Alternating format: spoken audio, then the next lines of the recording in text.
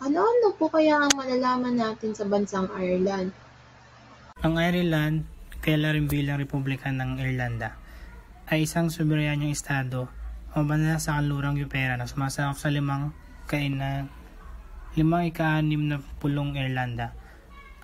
Ang kabisera ng pinakamalaking lungsod nito ay Dublin, na matatagpuan sa silangang bahagi ng pulo, kung saan ang ng punong lungsod nito ay tahanan ng halos isang kapat na 4.6 na milyong nananirahan sa bansa.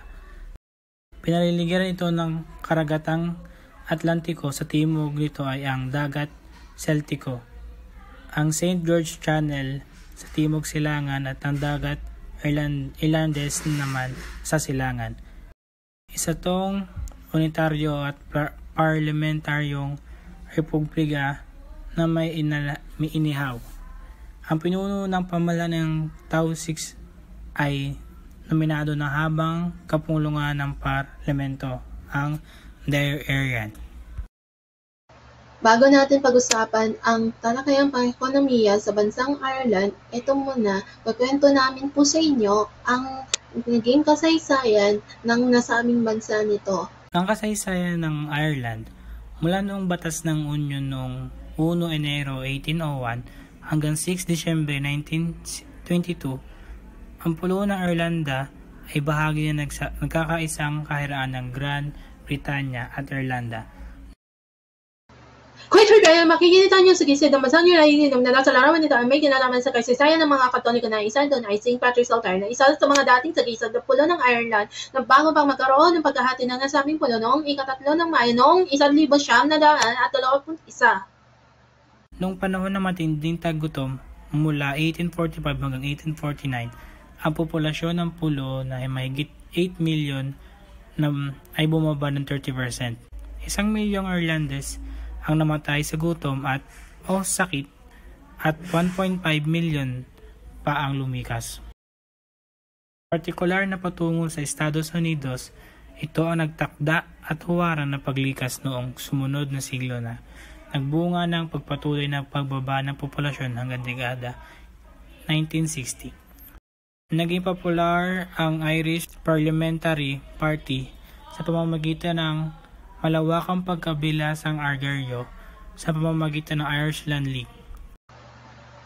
Ano-ano ang mga patakarang pandayuhan at pang-ekonomiyang magkapanabay sa bansang Ireland? Europe's voice is stronger in the global community, for the reason of it having 28 countries speaking as a unified organization.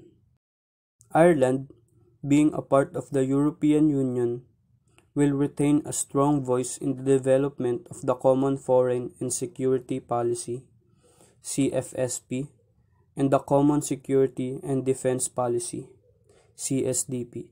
Ireland will also be engaged in shaping the European Union's response to global issues such as climate change, energy issues, and international development policy.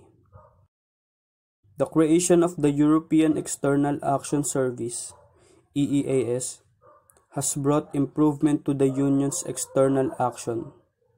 Ireland, with their fellow EU members, will continuously support the development of EEAS. Ireland has also a long tradition of support for effective multilateralism and as a member of the United Nations. The country promotes human rights, and its foreign policy and external relations are essential aspects of their government. Providing the means will ensure its stability, security, and contribution to the country's economic prosperity and well-being. Ireland also supports the advocacy for disarmament and arms control, the fight against hunger and poverty, and war. The country also supports international development and contributes to UN-mandated peace support operations and commitment to global conflict resolution efforts.